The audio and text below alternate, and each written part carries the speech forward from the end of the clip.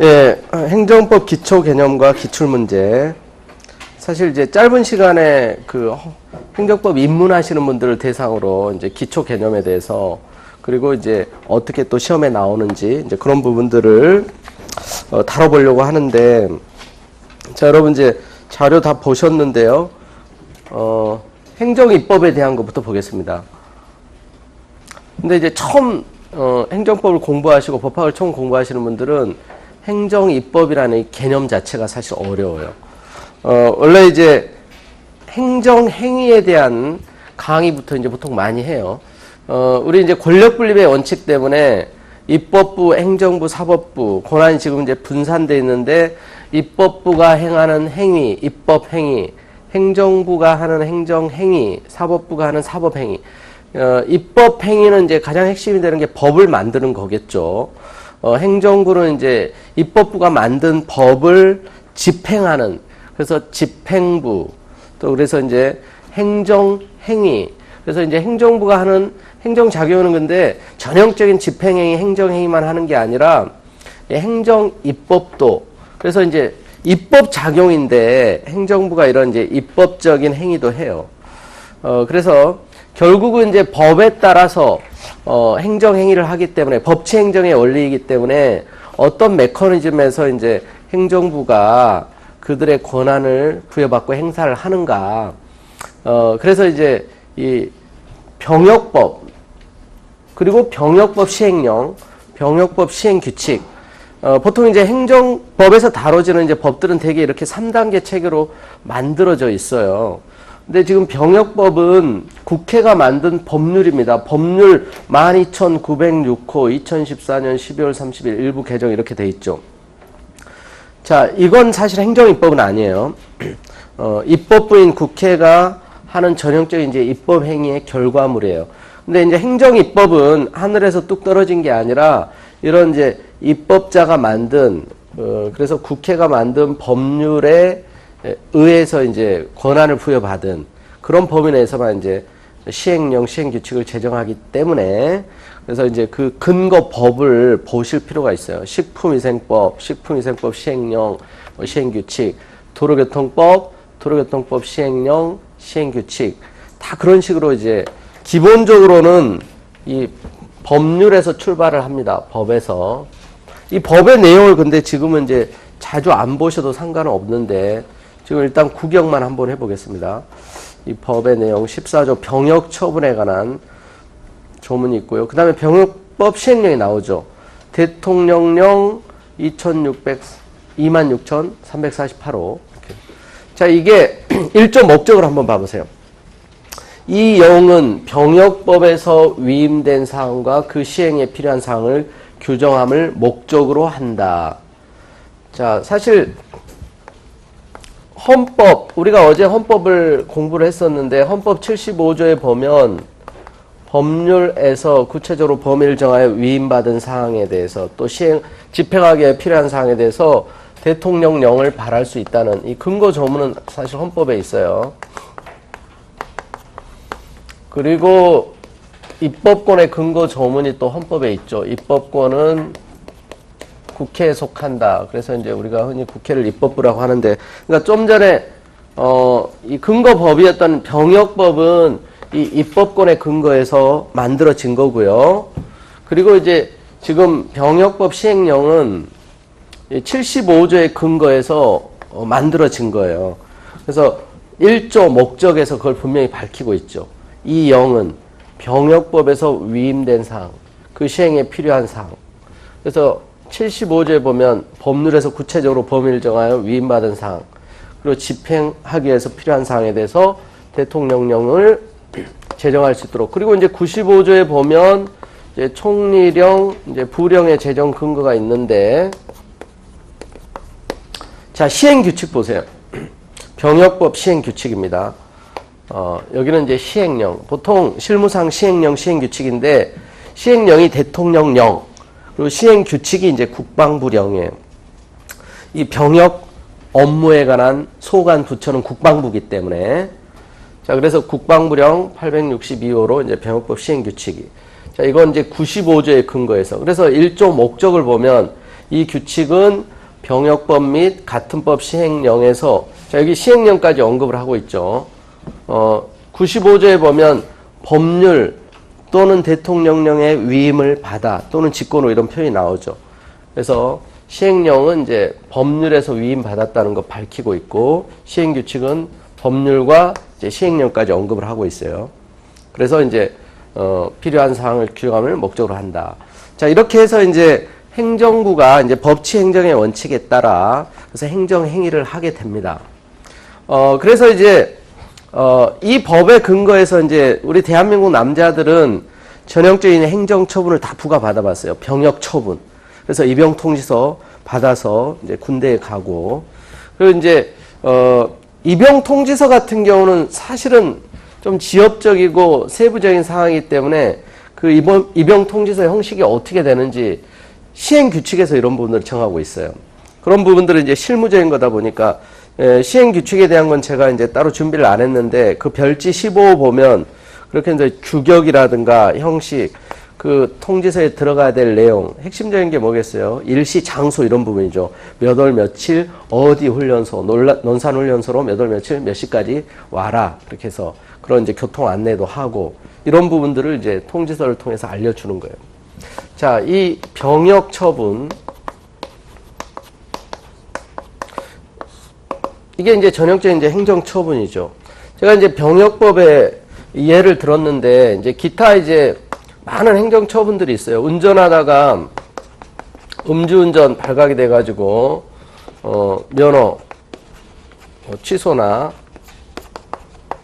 또는 이제 면허 정지 이런 처분을, 또 유흥음식점, 이 강남 주변에서 실제로 그런 경우들이 많죠. 유흥주점에 이제 공무원들에게 단속이 돼가지고 그래서 이제 영업 정지 또는 뭐 이제 영업 취소라는 이제 처분을, 이게 국민들에게 이제 의무를 부과하고 어떤 불이익한 처분으로서 성격을 가지고 있기 때문에 실제로 이제 행정심판이나 행정소송으로 많이 다투어지는 대표적인 것들이에요. 이제 과세 처분, 또 이제 이 면허 취소 정지와 관련해서 실제로 판례도 많고, 이 관련 법들, 도로교통법, 식품위생법, 역시 각각 시행령, 시행규칙, 다 이렇게 3단계로 입법이 되어 있어요. 그래서, 우리 이제, 일단은 뭐 PPT 계속 이제 뭐 넘길 수도 있지만은 그 자료도 여러분 이제 같이 참고를 하세요. 거기 이제,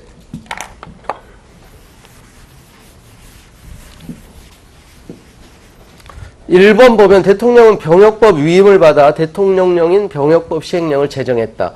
자, 이게 지금 행정입법을 제정하는 건데 이것도 행정작용이라는 거예요. 행정작용. 전형적인 이제 법 집행 행위로서 이런 개별적인 처분도 하지만 이 시행령을 만드는 것 자체, 아시겠죠? 또 국방부 장관이 이 시행규칙을 만드는 것 자체, 이것도 행정작용인데 바로 이게 행정입법이에요. 행정입법. 그래서 이 행정입법에 대한 것도 굉장히 사실 중요하고, 우리 행정법에서 굉장히 자주 활용되고 또 이제 실제로 많이 파생되는 쟁점이 출제가 됩니다.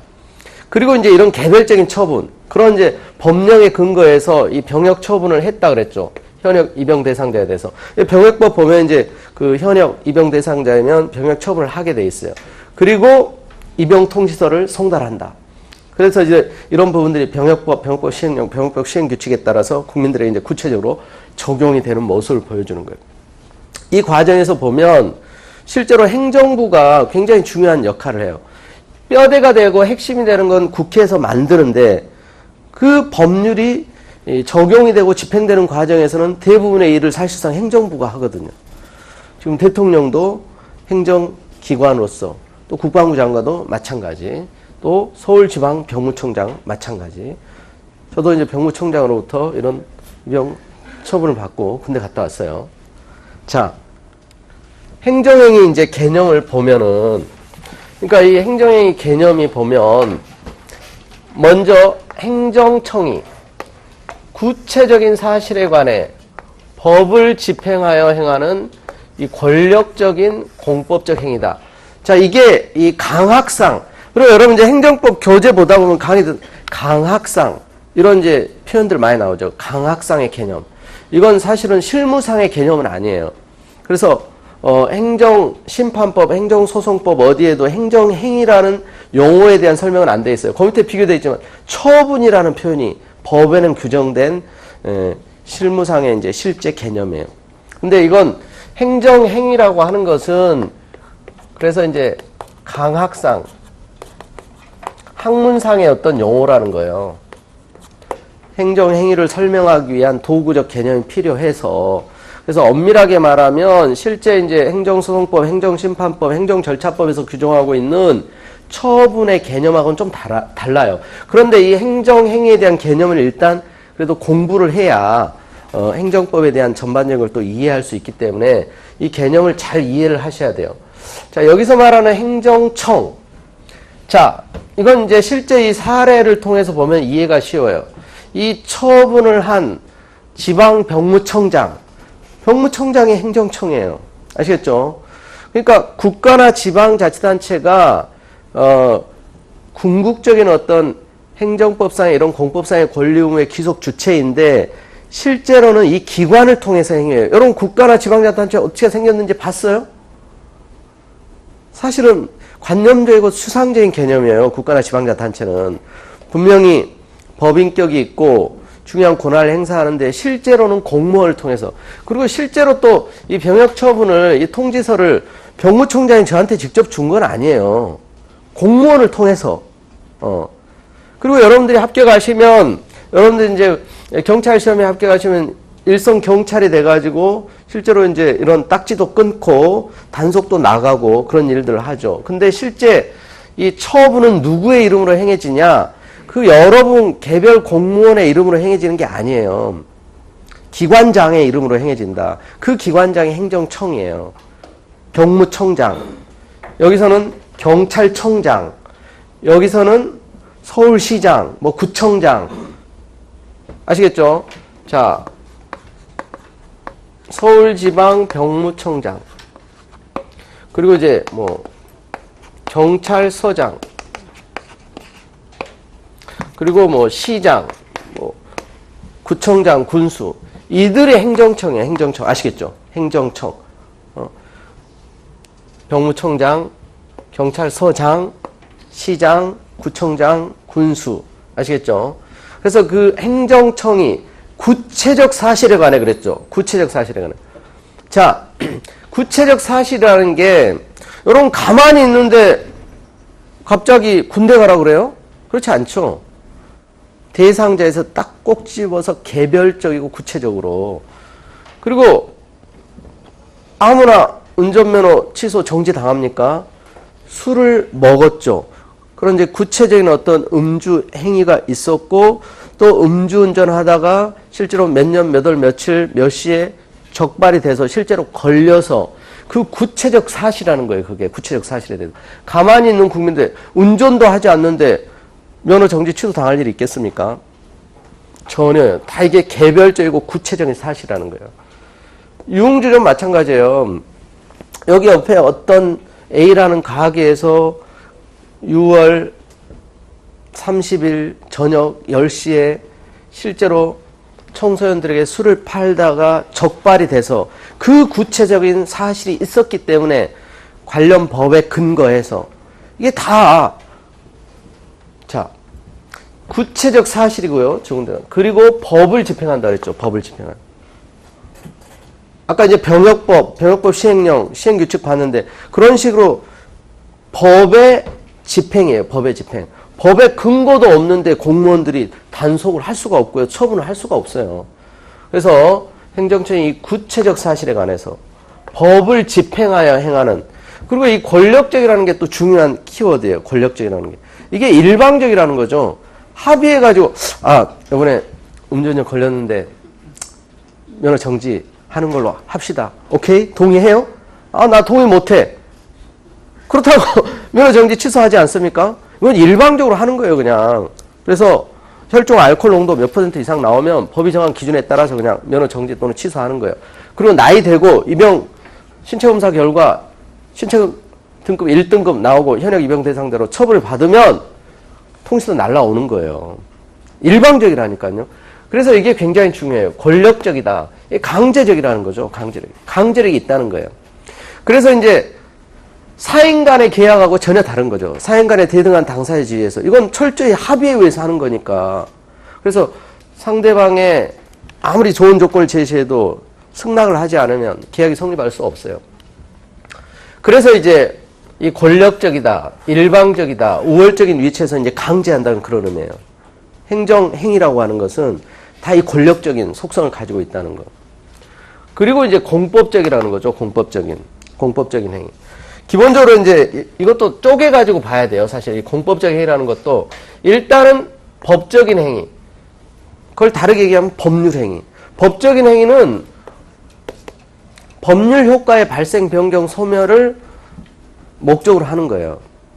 그러니까 사실행위하고 이제 비교를 하셔야 돼요. 사실행위. 사실행위는 법률 효과를 목적으로 하는 게 아니에요. 단순히 여러분들이 이제 길 걸어가는 거, 특히 이제 공무원이라 하더라도 사실행위를 하는 영역이 되게 많아요.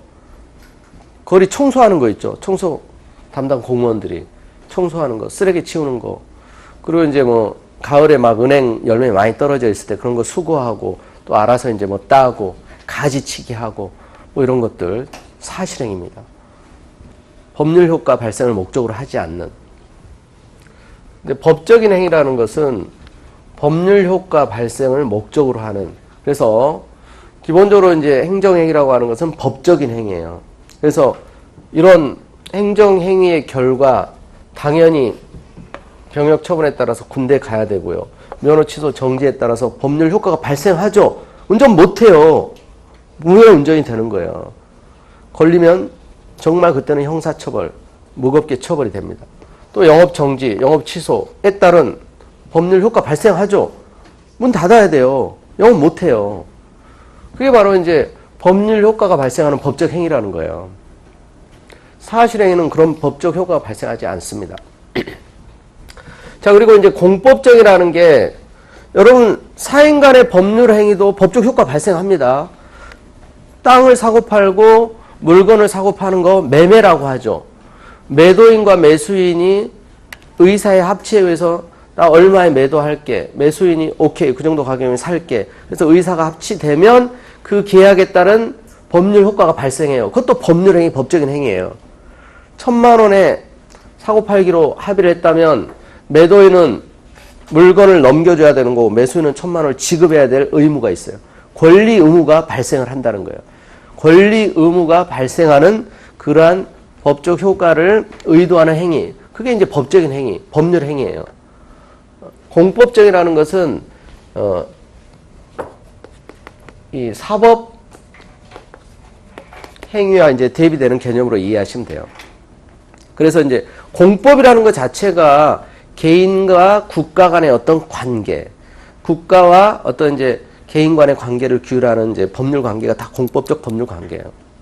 그래서 행정행위는, 그러니까 행정청이, 아시겠죠? 행정청이 구체적인 사실에 관해서 추상적인 어떤 막연한 사실에 대해서 법을 집행하는 거 아니에요. 이런 구체적인 어떤 위반에, 구체적인 어떤 법에 해당하는 행위가 발생했을 때 법을 집행한다는 거, 법을 집행해서 행하는. 그래서 이제 권력적이라는 거, 그리고 일방적이고 우월적인 입장에서 법률 행위를 하기 때문에 이게 이제 굉장히 중요한 개념 요소입니다. 자, 그래서 행정행위에 이제 포섭되지 않는 게 이런 이제 사실행위인데, 근데 사실 이제 처분의 개념은 강학상의 행정행위 개념보다 더 넓어요. 근데 우리가 이제 자세히 공부해야 될 내용은 이제 이 행정행위에 대한 어떤 이제 기본 개념을 정립을 한 상태에서 기타 이제 이런 처분의 개념들, 그리고 이제 뭐 공법상 계약이라든가 행정지도 뭐 또 그리고 이제 행정계획, 다양한 이제 다른 파생된 개념들을 공부를 하기 위해서 이 기준을 잘 잡아야 되기 때문에 강학상 행정행위 개념을 정확하게 이제 이해를 해야 된다는 거죠. 자, 이 강학상 행정행위 개념에는 그러니까 어때요? 앞에서 봤던 행정입법 여기 포함돼요? 안 되죠. 행정입법은. 행정입법도 행정부가 행하는 거긴 한데 그건 구체적인 사실에 관한 게 아니잖아요. 벌써 여기에서 걸리는 거죠. 입법이라고 하는 것은 일반적 추상적 법 정립 작용이라고 말해요. 법률도 마찬가지고요. 일반적이고 추상적이라는 게 또 어떤 의미냐면은 그거는 국회에서 만든 법률뿐만 아니라 대통령이 만드는 시행령, 또 행정각부 장관이 만드는 부령도 마찬가지예요. 여러분 아까 이제 병역법 거기 앞에서 봤던 이제 병역법 이제 뭐 조문들 3조 병역법 그 3조 병역 의무 한번 보세요. 대한민국 국민인 남성은 헌법과 이 법에서 정하는 바에 따른 병역 의무를 성실히 수행한다. 여성은 지원에서 현역 예비역으로만 복무할 수 있다. 자, 여기에 대한민국 국민인 남성 이렇게 했지 특정인 딱 꼬집어서 얘기했어요. 대한민국 국민인 남성에는 다 해당되는 거예요. 이게 이제 일반적이라는 거죠. 그래서 이제 그리고 시행령으로 내려가도 기본적으로 마찬가지예요. 시행령도 21조 이런 입영통지서 송달해가지고 병무청이 현역 입영 대상자 입영통지서를 입영기일 30일 전까지 본회의에 송달해야 된다. 여기에 특정 갑을 구체적으로 지칭했어요. 입영 대상자 역시 일반적이에요. 그러니까 그 범위가 점점 좁아져 가는 측면은 있지만 이런 게 이제 일반적 추상적인 법 규범 그거는 이제 국회가 만든 법률이건 행정입법이건 마찬가지예요. 그래서 이제 행정입법의 개념에는 이 행정행위 개념으로 포섭이 되지 않는. 그래서 일단은 이 행정행위, 강학상 행정행위를 하는 게 행정청의 가장 이제 핵심이 되는 그런 이제 기능과 역할이라고 생각을 하시면 돼요. 그런데 이런 이제 일반적 추상적 법 정립 작용도 보다시피 한다는 거죠. 자, 그 다음에 일단 그 처분의 개념을 보겠습니다. 이제 행정행위, 강학상 행정행위에 대한 개념을 받고, 여러분들 이제 행정법을 할 때 굉장히 중요한 게 뭐냐면은 처음에 용어 때문에 개념 때문에 낯설어서 그렇지 대부분은 법 안에서 개념을 잘 설명해 주고 있고요. 또 법 안에서 규정하고 있는 개념만 잘 이해하고 있어도 해결될 수 있는 문제들이 되게 많아요. 처분의 개념은 사실 여러분 세 개의 법에서 똑같이 규정하고 있어요. 행정소송법, 행정심판법, 행정절차법. 근데 공통적인데 약간 다른 게 행정소송법이에요. 뭐냐면 행정소송법에서 처분 등이라 하면 해가지고 자 행정청 구체적 사실에 관한 법 집행 이런 개념 똑같죠 지금.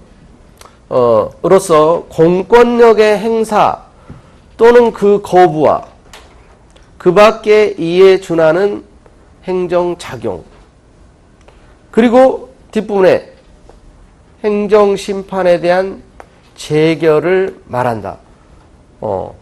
그래서 이제 처분 등이라 하면 그러니까 이제 이 등의 의미 속에 이제 재결이 들어가는 거죠, 사실. 행정심판법에는 재결에 대한 얘기 없어요. 행정절차법에도 재결에 대한 얘기는 없어요. 오로지 이제 행정소송법. 그것은 재결도 행정소송의 대상이 되는 경우가 있기 때문에 그렇죠. 이제 그 부분은 뭐, 본격적으로 이제 공부를 할 때 또 이제 자세히 할 건데, 자, 근데 재결의 개념은 또 어디에 설명되어 있냐면, 그 다음 페이지 있죠. 행정심판법이에요.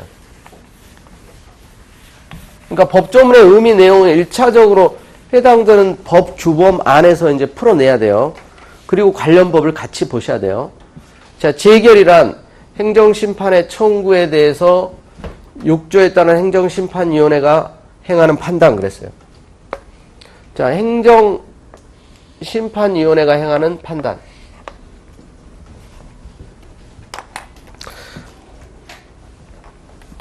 자, 사실 이런 행정처분에 대해서 이제 억울한 당사자가 나 병역처분 대상 아닌데 나 면허 취소 정지 사유 없는데 영업정지 취소는 너무 억울한데 억울한 사람들의 입장에서 이제 다툴 수 있는 여지가 있겠죠.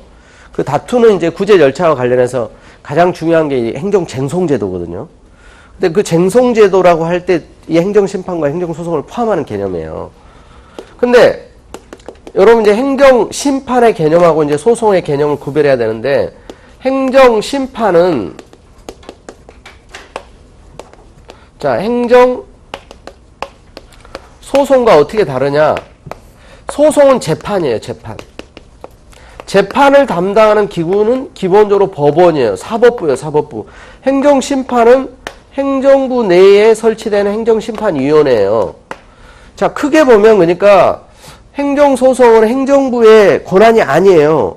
권력분립의 원칙상 이건 독립된 사법부의 전역적인 이제 재판으로 견제를 받는 부분이에요. 근데 행정심판은 사법 절차에 유사한 성격을 갖는 거긴 한데, 그래서 이게 이제 실질적 의미의 사법이라고 표현을 하죠.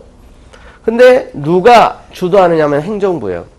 근데 왜 행정심판제도를 도입을 했냐면, 자, 행정부에 의해서 행해진 처분은 행정부 스스로 시정할 기회를 주고, 또 국민의 입장에서도 실제 처분을 한 처분청, 또 그 감독기관에게 구제를 받을 수 있다면, 재판으로 가게 되면 일단은 이제 재판이라고 하는 것은 법관이 주도하는 심판 절차, 공정하고 독립된 절차이긴 한데 현실적으로는 시간도 많이 걸리고요. 비용도 많이 부담을 해야 될 필요성이 많아요.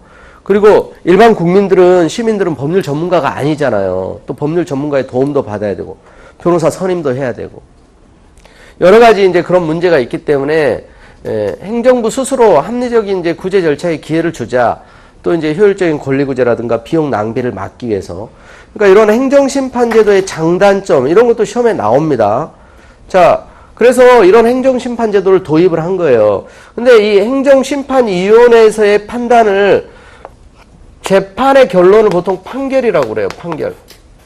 용어를 구별하기 위해서 재결이라고 하자, 이런 거예요. 재결이라고 하자, 이거는. 그러니까 여러분, 미리 보통 법 규범에서 정의 규정이 따로 나오는 이유가 뭐냐면은 일종의 약속이에요. 이 용어의 의미는 이런 식으로 사용을 합시다.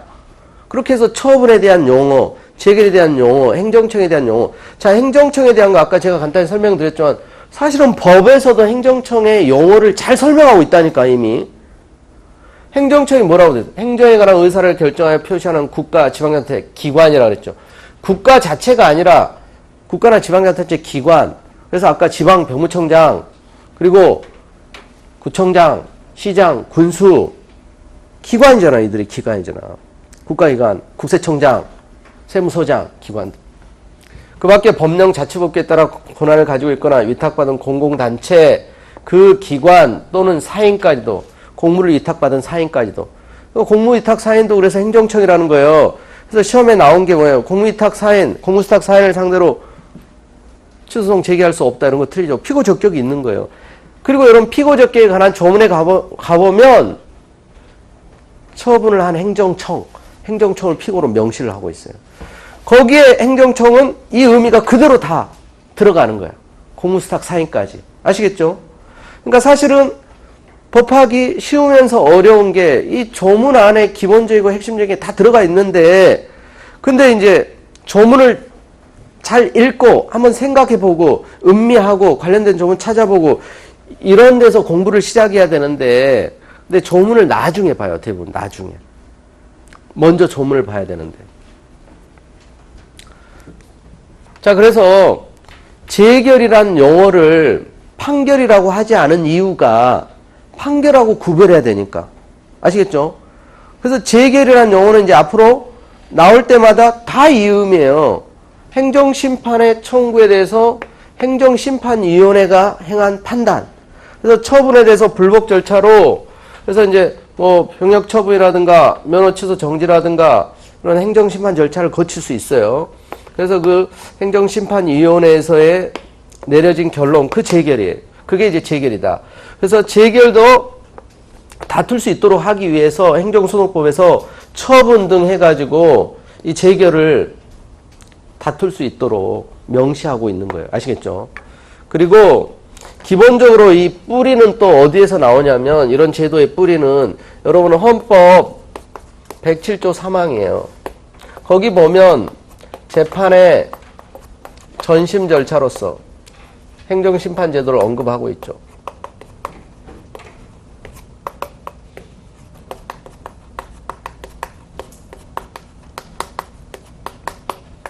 그래서 행정심판은 어디까지나 재판의 전심 절차예요.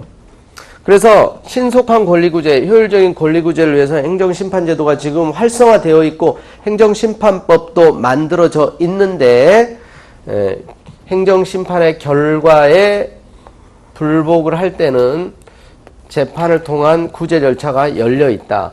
어디까지나 행정심판은 재판의 전심 절차일 뿐이다. 자, 이런 부분들을 그래서 또 이제 우리 법에서 다 규정을 하고 있죠. 지금 이제 여기 뒤쪽에 여러분 자료 보면 행정심판, 행정소송 파트로 가보세요.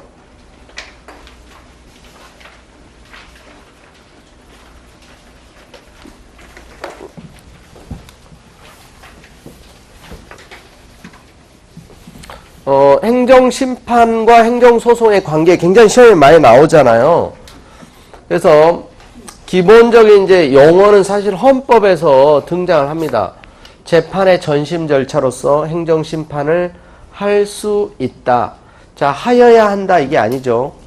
그리고 행정심판의 절차는 법률 정하되 사법 절차가 준용돼야 한다. 그래서 행정소송법에 보면 행정심판과의 관계해서 취소소송은 법령 규정에 의해서 당의 처분, 이런 처분의 개념 나오죠, 이제.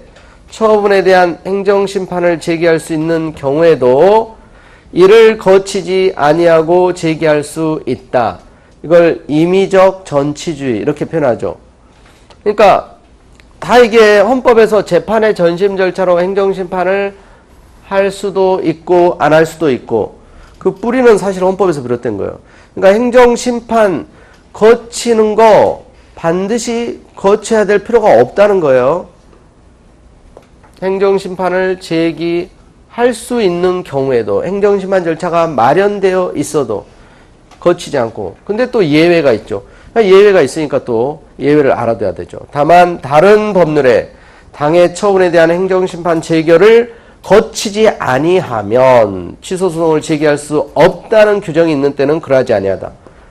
대표적인 게 이제 도로교통법이죠. 이제 운전면허 취소 정지 같은 경우는 그러니까 이제 도로교통법에서 따로 규정을 두고 있어요. 반드시 행정심판을 거치도록. 과세처분 등에 대해서 다툴 때도 마찬가지고. 가장 이제 대표적인 거예요. 실제로 가장 사건, 분쟁이 많은 영역 중에 하나고, 행정심판이 절차가 신속하고 간이하고 재판보다는 시간 면에서 비용 면에서 효율적인 권리구제에 도움이 되기 때문에 이 경우는 이제 또 예외를 인정하고 있어요. 근데 원칙은 행정심판은 거치지 않아도 된다는 거예요. 그리고 이렇게 거쳤는데도 구제가 되지 않으면 그 행정심판위원회 결론이 뭐라 그랬어요? 아까 재결이라고 그랬죠. 그 재결 이제 소송으로 다툴 수 있는 거. 자, 그래서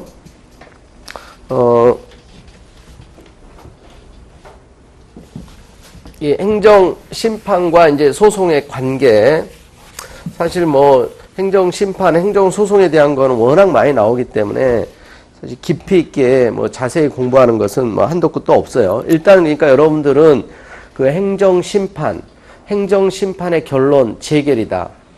사실 이제 재결에 대해서는 행정소송법에서 재결 자체에 고유한 하자가 있을 때만 다툴 수 있도록 하고 있어요. 원처분주를 채택하고 있죠. 그런 부분들도 행정소송법에서 다 명문화하고 있어요. 여러분 행정소송법은 정말 많이 출제돼요. 그러니까 행정소송법은 따로 그래서 조문을 출력해가지고 아예 가지고 다니면서 이제 보셔도 좋을 만큼 굉장히 출제 빈도가 높아요. 그리고 이제 행정심판법하고 이제 비교하시면서 이쪽 부분들은 이제 조문을 잘 이해하고 정복하는 것이 핵심이에요, 사실. 그리고 최근 기출문제도 보면 행정심판법 지금 5조에 행정심판의 종류 거기 나와 있죠. 그 다음에 행정소송법에 행정소송의 종류 있죠. 최근에도 여기 기출문제에 단순 비교하는 거 굉장히 많이 출제됐다 이거죠. 그 행정소송의 종류, 항당민기 이렇게 두 문자로 외우세요. 항당민기, 항고소송, 당사자소송, 민중소송, 기관소송. 다음 중 행정소송의 종류가 아닌 것. 그 맨 밑에 이제 2012년 지방직 구급 문제. 이거 그 당시 수험생들이 많이 실수로 이런 이제 몰라서 틀렸다기보다는 굉장히 많이 틀렸는데 거기 이제 그 지문이 정답 지문으로 그 당시 나왔었어요. 행정소송법 3조에서는 행정소송을 취소소송, 당사소송, 민중소송, 기관소송으로 항당민기라고 했었죠. 자, 취소소송 때문에 틀린 거예요. 일단 종류를 항고소송, 당사소송, 민중소송, 기관소송으로. 근데 여러분 항고소송 안에 취소소송이 사실 들어가 있어요. 그러니까 그 다음 페이지 보면 거기 이제 그 조문은 지금 빼놓은 것 같은데 항고소송 안에 그러니까 이 항고소송의 종류로 이제 대표적인 게 취소소송이죠. 그리고 이제 부작위 위법 확인 소송.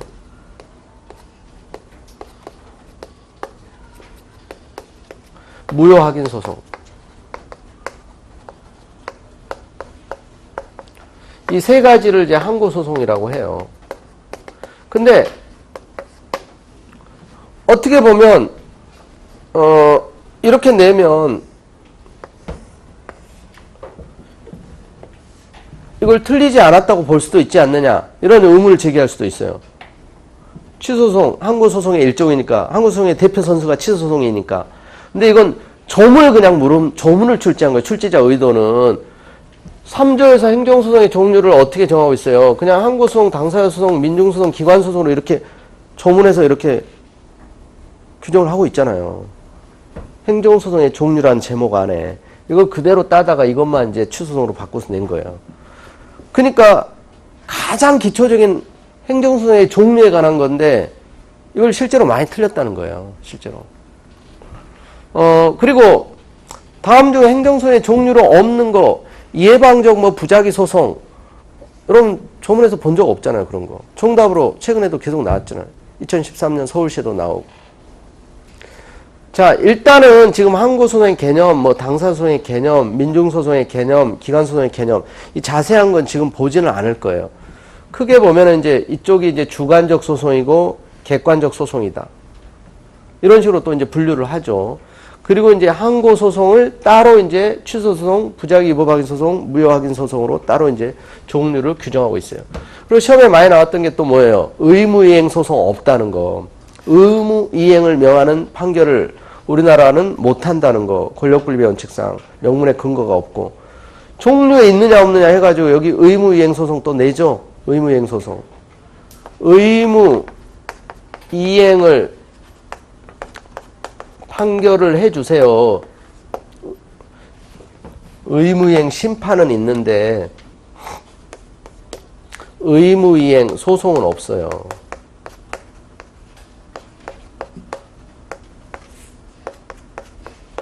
그러니까 행정심판은 왜 의무이행 심판이 인정이 되냐면 행정부가 스스로 시정하고 스스로 바로잡는 거는 사실 권력분립의 원칙에 위배되지 않아요. 행정부 안에서 자체적으로 바로잡는 거.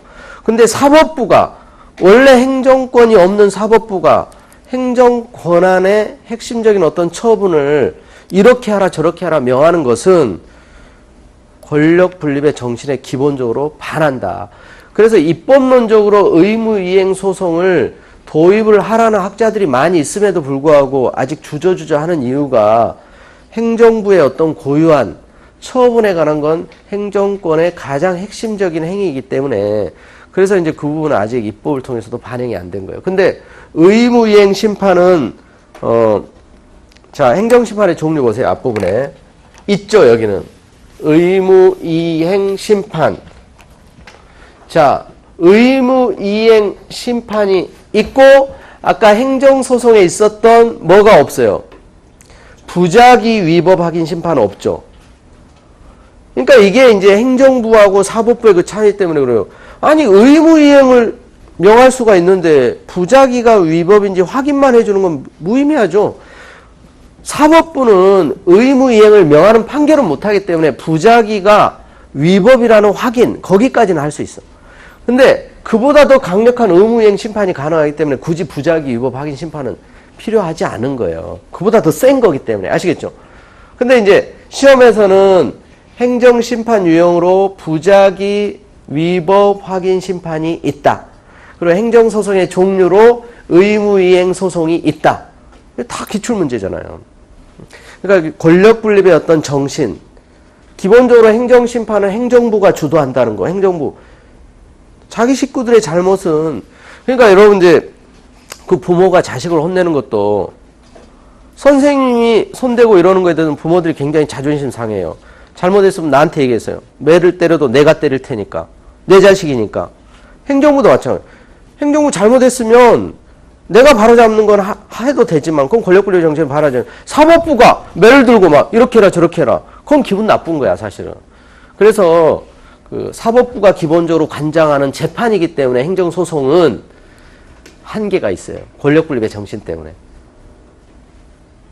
입법자도 그런 부분에 대해서는 그래서 조심스럽게 의무이행 소송을 제기해야 된다는 주장을 하는 학자들은 뭐 20, 30년 전부터 얼마나 많이 있었었는데요.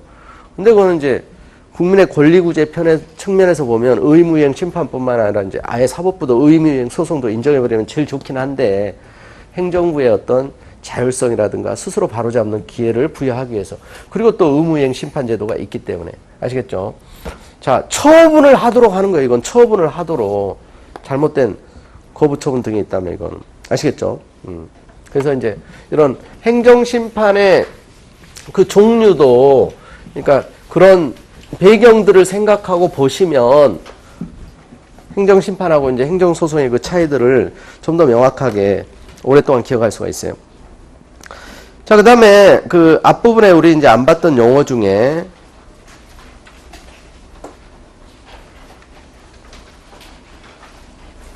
공법상 계약 한번 보세요. 자, 일단 계약이라는 것은 계약의 속성이라고 하는 것은 사실은 이제 전형적인 계약은 사법상 계약이죠. 사법상 계약. 이건 서로 이제 당사자의 자유로운 의사 합치에 의해서 성립하는 것이 계약입니다. 그러니까 사업상 계약이 전형적인 매매예요. 여러분들이 물건 사고 팔고 이런 것들 철저히 흥정을 해서 가격이 맞아야지 돈을 지불하고 물건 판매하는 사람도 마찬가지죠. 아, 나 손해보고는 장사 안 해요. 근데 이제 결국 팔잖아. 다 남는다는 거야. 그러니까 절대 여러분 장사꾼 판매하는 사람들 말은 믿으시면 안 돼요. 무조건 깎아야 돼. 무조건. 그러면 꼭 잡아요. 나올 때. 자, 매매는 의사의 합치가 반드시 있어야 돼요. 그러니까 내가 싫으면 절대 계약은 체결할 수 없는 거예요. 체결될 수가 없어요. 근데 공법상 계약도 그 속성은 똑같다는 거예요. 아까 여러분 행정행위는 권력적이라고 그랬잖아요. 병역 처분, 면허 취소 정지 이거 일방적으로 하는 거예요. 아, 좀 이거 한번 봐줍시다. 나 군대 좀 쉬면 안 됩니까? 공부해야 되는데. 그런 게 어디 있어요. 입영해야 되는 거예요. 걸리면 면허 취소건 정지건 당연히 일방적으로 이게 그래서 권력적인 우월적인 지에서 일방적으로. 근데 이제 공법적인 관계에서 행해지는 작용이지만 이 계약이 있어요. 전형적인 게 이제 시험에 이게 출제가 됐죠. 시립합창단. 그 제가 이제 좋아하는 시립합창단 중에 안산 시립합창단이 있어요. 여러분도 그 공연을 보신 적 있는지 모르겠는데 그게 사실은 이제 그 서울 뭐 시립합창단, 뭐 서울시 뭐 그 교향악단 누굽니까? 마에스트로 정, 그 유명한 그 사람들이 지휘하고. 근데 그 단원들 되는 거 굉장히 자부심 대단해요.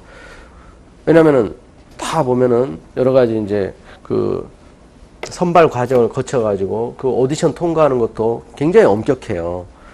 그래서 이제 그 시립합창단도 유명한 시립합창단이 있어요. 우리나라에서 좀 인정해 주는 게 지방 도시긴 한데 안산 시립합창단이 되게 유명해요. 제가 이제 공연도 본 적이 있는데 거기 단원 되는 것도 쉽지 않아요. 1년에 한두 명 뽑아요. 오디션 엄청나게 이제 거쳐야 되고 당연히 다 전공자들이죠. 그런 부분. 거기 보면은 시립합창단도 있고 국악단이 있어요. 그 조그만 도시에. 근데 규모가 대단해요. 가야금, 해금 다 보면 서울대 국악과 나온 애들이야. 그쪽은 또 이제 많지도 않잖아요. 근데 다 오디션 거쳐가지고 다 뽑는 거야. 그런 부분들이.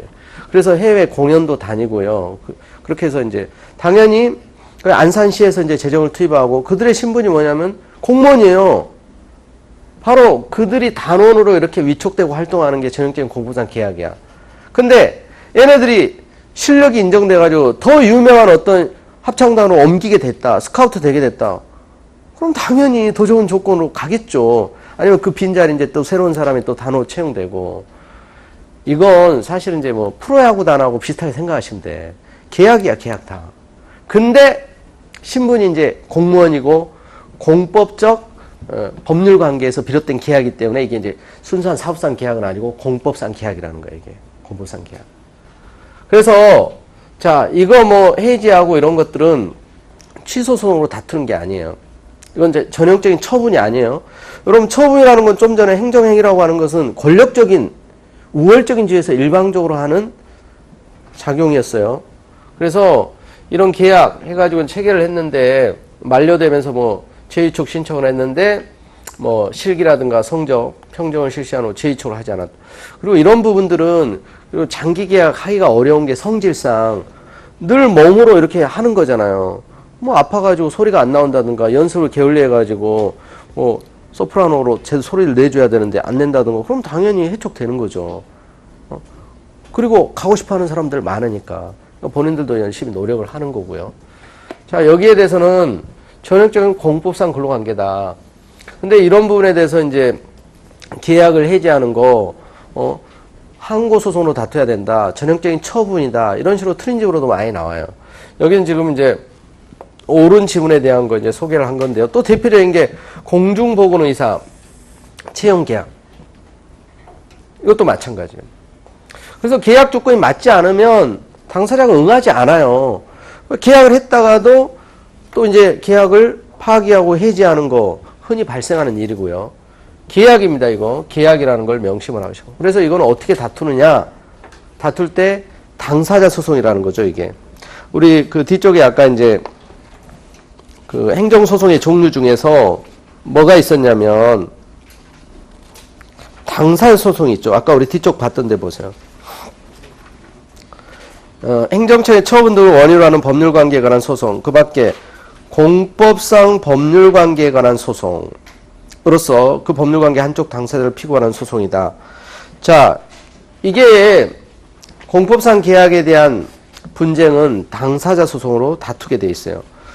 일단은 그 항고소송의 대상이 왜 안 되는지는 그 처분의 이런 개념을 여러분들 생각하시면 돼요. 처분 등이나 부작에 대해서 제기하는 게 이게 이제 항고소송이에요. 아시겠죠? 그래서 당사자 소송이다, 이거는. 공법상 이제 법률 관계를 다투는 거기 때문에. 그래서 이제 그 부분도 사실 이제 시험에 많이 나왔던 거고요. 그 다음에 일단 공법상 대표적인 이제 계약의 예, 그걸 이제 본 거고요. 계약의 본질은 사업상 계약과 다를 바 없는데, 공법상 이제 법률관계 속에서 체결되기 때문에 그렇습니다. 당사자 의사의 합치로 체결된다는 거 핵심이고. 그 다음에 이제 사실행위가 나오죠. 사실행위는 법률적 효과의 발생을 직접적 목적으로 하는 것이 아니라 뭐 가로수, 가지치기, 도로 청소 등과 같이 사실상 결과 발생을 목적으로 하는 행정작용이다. 자, 그래서 기본적으로 이제 법률 행위, 법적 행위가 아니라는 거. 그래서 강학상 행정행위 개념에는, 강학상 행정행위 개념에는 사실 포섭이 안 돼요. 권력적 사실행위, 비권력적 사실행위가 있어요. 자, 이 사실행위도 이 권력적이라는 것은 또 역시 우월적인 지위에서 일방적으로 행하는 사실행위를 말해요. 비권력적인 건 권력적이지 않은, 강제력이 없는 단순한 이제 사실행위를 생각하시면 되고요. 그래서 자, 우리 판례 여기에 대해서 뭐라고 이제 개념을 설명을 하냐면, 행정적인 사실행위는 경고, 권고, 뭐 시사와 같은 정보 제공 행위나 단순한 행정지도. 자, 행정지도가 그래서 대표적인 비권력적 사실행위예요. 행정지도 역시 시험에 이제 자주 나오죠. 이렇게 대외적 구속력이 없다 그랬어요. 구속력이 없는. 그래서 비권력적 사실행위라고 그래요, 이거. 사실행위는 사실행위인데 구속력이 없는. 아시겠죠? 근데 이제 권력적 사실행위는 행정청이 우월적 지위에서 일방적으로 강제하는. 역시 이제 강제하는. 그래서 권력적 사실행위는 처분성이 또 인정이 되죠. 그래서 권력적이기 때문에 우월적인 지위에서 국민의 이제 권리 의무 관계에 영향을 주는 행정작용이기 때문에. 근데 무엇이 권력적 사실행위고 무엇이 비권력적 사실행위인지 이게 애매모호한 경우들이 있을 수 있어요. 근데 그거는 법 규정이라든가 이 사실행위 전후의 사정 여러 가지 종합적으로 평가해서 결국은 판단해야 된다고 봐요. 그게 이제 법적으로 문제가 됐을 때 결국은 법원이나 헌재가 사실 판단을 해야 돼요. 근데 명확하게 헌재가 권력적 사실행위다 또는 판례가 비권력적 사실행위다 이렇게 이제 많이 분류가 되어 있는 대표적인 것들이 시험에서는 나와요. 그러니까 일단은 여러분들이 개념상으로 사실행위 그 중에 권력적 사실행위, 비권력적 사실행위 용어를 이제 구별을 해주시고 그 대표적인 게 이제 헌법 시험에도 나왔고 행정법 시험에도 나왔던 판례입니다. 너무나 이것도 이제 유명한 사례죠. 교도소장 X는 복역 중인 갑이 변호사에게 보내기 위하여 발송을 의뢰한 서신을 법령상 검열사유에 해당하지 않음에도 불구하고 발송 전에 검열하였다. 이에 갑은 X의 위와 같은 서신 검열행위로 말미암아 통신의 비밀이 침해됐다고 주장하며 다투고자 한다. 자, 그래서 이제 이 설문을 주고 이제 문제를 출제를 했어요. 근데 이제 이 정답 지문과 관련된 게, 자, 이 수용자 서신을 교도상이 검열하는 행위, 행정심판, 행정소송의 대상이 되는 행정처분으로 볼 수 있다. 자, 이거 볼 수 없다. 그럼 틀려요. 이게 바로 전형적인 권력적 사실행위예요. 권력적 사실행위. 이게 우월적 지위에서 일방적으로 강제하는 검열을 거부할 수 없는 수용자 입장에서. 아시겠죠? 실제로 검열을 당했었고, 그래서 여기에 대해서 행정소송으로 다툴 수 있느냐, 다툴 수 있는, 처분의 성격을 인정을 한 겁니다. 아시겠죠? 비권력적 사실행위에 해당되는 게 이제 대표적인 게 행정지도예요. 행정지도. 단순한 권고, 지도. 자, 그 사례 또 보겠습니다. 자, 행정기관이 행정 목적을 실현하기 위해서 특정인에게 일정한 행위를 하거나 하지 아니하도록 지도, 권고, 조언 등을 하는 행정작용. 단순한 지도, 권고. 이건 일방적으로 우월적 지위에서 강제하는 게 아니에요. 자, 기출문제로 나왔던 거죠. 정부는 다음 달 초부터 자동차 운전자들이 자주 일삼는 교차로 꼬리 물기에 대해서 단속보다는 이를 지양하는 방향으로 계도하기로, 사실 여기에다 밑줄 그었었어요. 시험 문제. 계도하기로 하고 적극 홍보에 나섰다. 자, 알리는 거예요. 계도하는 거예요. 지도하는 겁니다. 밑줄 친 부분의 행정작용에 해당하는 것은 정답, 행정지도. 계도하는 거. 특히 이제 여름에 이제 여름철 지금 이제 더워지니까 또 정부가 많이 하는 행정지도 중에 뭐가 있냐면 실내 온도 25도 뭐 이상으로 맞춰가지고 냉난방 이렇게 이제 에어컨 좀 가동하라고. 그리고 에너지 전략 차원에서 뭐 불끄기 운동, 사용하지 않는 뭐 전기 기구류, 콘센트 뽑으면서 좀 생활합시다. 여러분 뽑으라 그래도 여러분 말 안 듣는다고 해서 뭐 불이익 당하는 거 없죠. 우리 강의할 때 25도 이하로 내리고 많이 돌리잖아요. 그러니까 이런 게 이제 전체 행정 지도죠. 단순한 이제 권고, 지도. 근데 이제 뭐 협력할 수 있으면 이제 하지만은 이런 부분들이 이제 우월적 지위에서 일방적으로 강제하는 건 아니다 이거죠. 행정 지도. 자, 그다음 행정 계획. 사실 이제 현대 사회 국가를 보통 이제 복지 국가, 사회국가 이런 얘기 많이 하잖아요. 그래서 이제 뭐 그 4대강 사업 이 프로젝트, 그리고 이제 지금 그 2020년, 2030년, 2040년, 2050년 앞으로 인구수 점점 줄어들게 될 텐데 국민연금 막 이런 거 도시계획 뭐 여러 가지 종합적인 어떤 국가의 그 프로젝트를 추진하는 경우가 많은데요. 그와 관련된 이제 포괄적인 어떤 이제 행정 작용으로서 대표적인 게 이제 행정 계획이에요. 그러니까 여기 실제 이제 문제 똑같은 사례가 2010년 지방직 7급 문제, 그리고 이제 국가직 문제가 완전히 똑같아요. 사례 자체가. 그리고 정답도 똑같았어요. 그러니까 이제 이게 기출 문제가 많이 반복된다는 건데, 자, 보세요. A광역시 시장 갑은 상습적인 교통체증을 해소하기 위해서 도심에 위치한 산을 관통하는 직선도로를 개설하는, 도시관리 계획을 수립 결정했는데 이 경우 자연환경 훼손이 심하다는 지적이 있어 환경 훼손이 적은 우회도로를 개선하는 것을 내용으로 하는 도시관리 계획 변경 결정을 했다.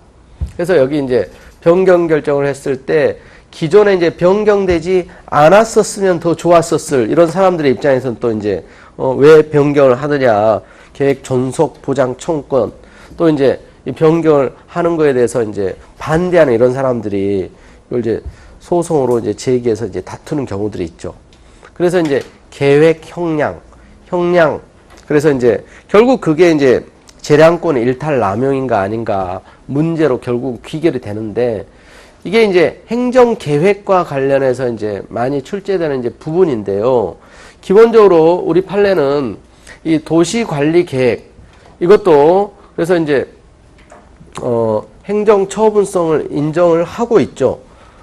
도시계획 사업의 기본이 되는 일반적, 추상적 결정으로서 특히 개개인의 구체적 권리 의무가 발생할 수 없으므로 행정소송법상 처분에 해당되는 것이 아니라고 보는 것이 우리 대법원 입장이다.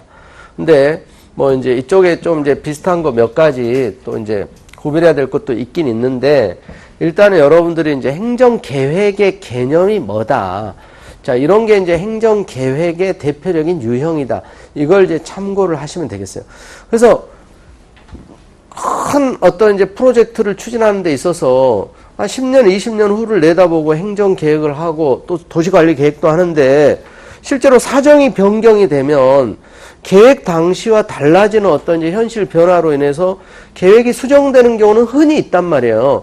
여러분, 세종시도 원래는 그거 다 없었던 걸로 하려고 했었어요. 원래는 전부 이전하는 것이었잖아요. 근데 헌재에서 이제 위헌 결정이 내려지고 나서 크게 한번 수정이 됐고, 그래서 국무총리하고 중요기관 중심으로 이전하기로 법을 만들었는데, 또 국민들이 반대를 하고 찬성하고 논란이 되면서 권력이 교체되면서 그걸 전면적으로 수정하려고 했었어요.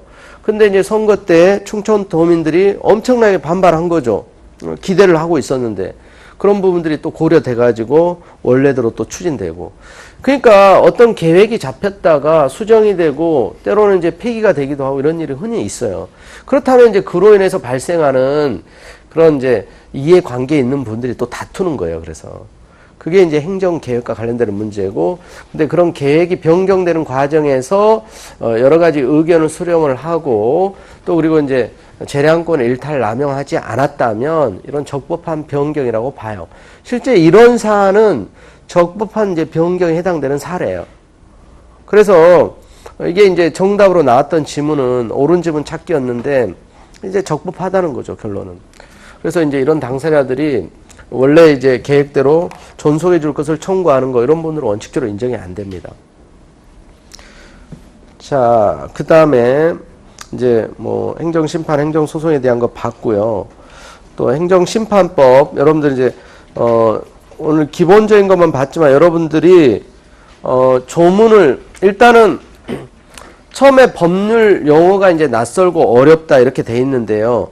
여러분들이 이제 법을 잘 들여다보면 정상적인 평균적인 대한민국 국민이라면 법을 읽고 이해할 수 있도록 만들어요, 법을. 그래서 여러분, 법은, 모든 법이 다 제1조 법의 목적, 그리고 2조 보면 이런 정의 규정, 그 법에서 사용되는 용어에 대한 정의, 개념을 설명을 해주고 있어요.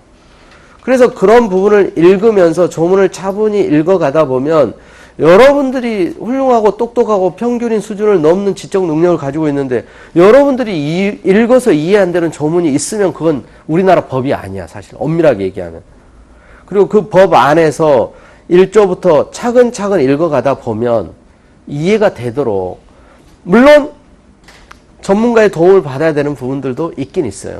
근데 여러분들은 이미 기본적인 공부들을 좀씩 해 오셨기 때문에, 그래서 스스로 조문을 자꾸자꾸 읽어보고 스스로 해석을 해내는 연습들을 하시면 여러분 법 과목의 실력은 엄청나게 빨리 성장해요. 그리고 응용 능력도 빨리빨리 생기고 스스로 자꾸자꾸 해석해보고, 그리고 판례와 학설을 보면 훨씬 쉬워져요. 아시겠죠? 조문 잘 보시기 바랍니다. 그리고 행정법에서 실제로 읽어봐야 될 조문이 의외로 많지 않아요. 의외로 많지 않아. 물론 여러분 행정법 강론, 개별 법들 봐야 되는 것들이 있지만 실제 내용은 얼마 안 돼요. 그런 부분들은 충분히 여러분들이 정리하고 커버할 수 있어요. 자, 이제 그 마지막으로 이제 손해배상, 손실보상 개념을 보겠습니다.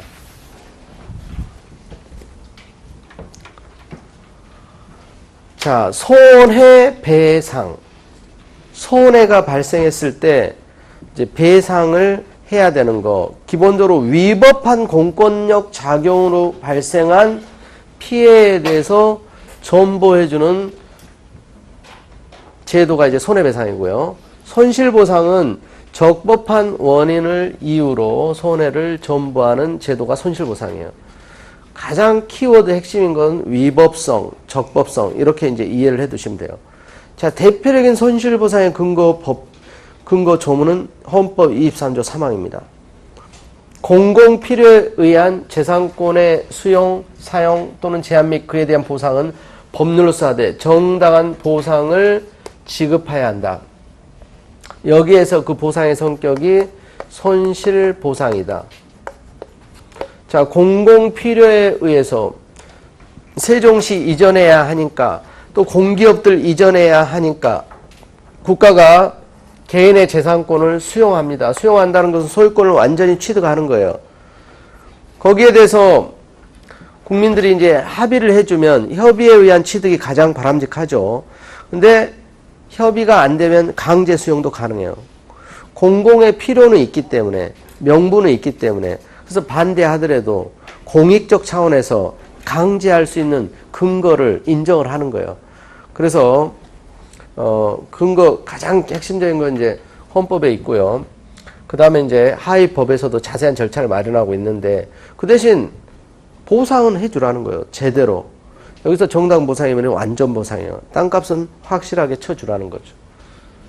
자, 여기 위법성이 원인으로 요건으로 들어가 있지 않죠. 적법한 절차에 따라, 적법한 원인에 따라 수용을 했지만 그로 인해서 발생한 손실은 전보하라는 거예요.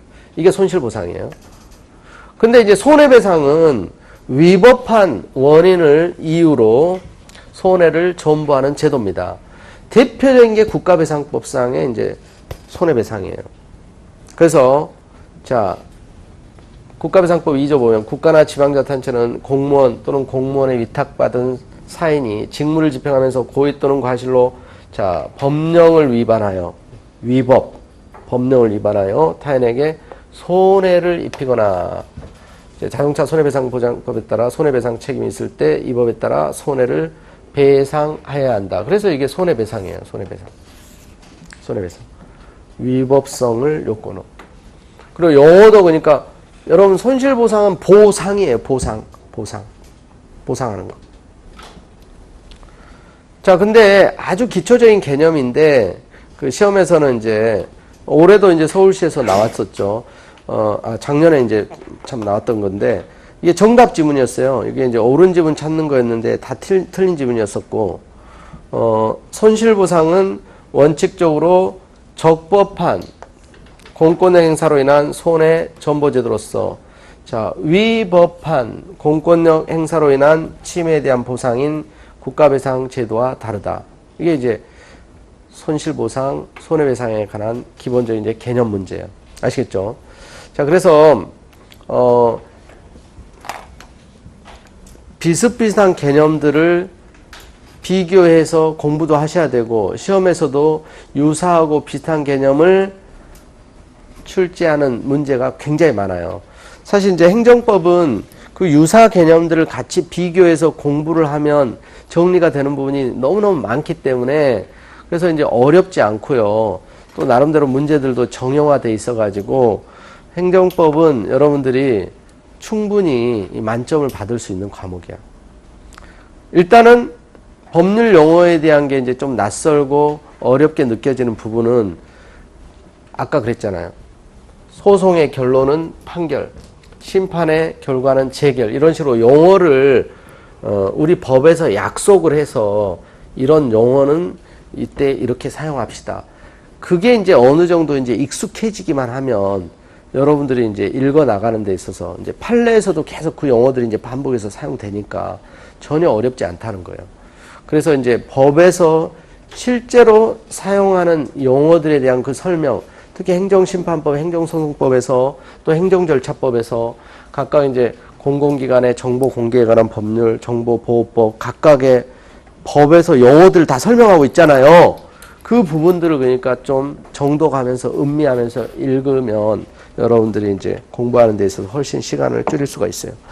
자, 우리 어제는 이제 헌법 시간에 시간이 길어져 가지고 그래서 오늘은 근데 이제 너무 좀 이제 빨리 좀 끝날 것 같은데 빨리 끝나니까 좋은데 고생하셨고요. 일단은 그 처음 입문하시는 분들에게 그래서 이제 행정법에 이제 좀 기초적인 개념, 좀 맛을 알려준다 이런 차원에서 이제 뭐 기획하고 준비했던 건데 제가 이제 시간이 되는 대로 이제 뭐 다양한 알찬 이제 콘텐츠를 만들어 가지고 자주 이제 기회가 되면 하려고 해요. 그래서 여러분들이 빠르게 시험에 합격하고 또 조기 합격하기 위한 건 다른 게 없습니다. 정석대로 공부를 하셔야 된다는 거예요. 기본적인 조문들 꼭 보시고 그리고 법학에 있어서는 기본적인 개념이 가장 중요하니까 그 개념에 대한 것은 여러분들 스스로 자꾸 책을 읽으시고 또 생각을 하시고 사실 이제 그런 바탕이 되어 있으면 이제 판례라든가 어떤 학설에 대한 거는 어려울 게 별로 없어요. 아시겠죠? 자, 수고하셨습니다.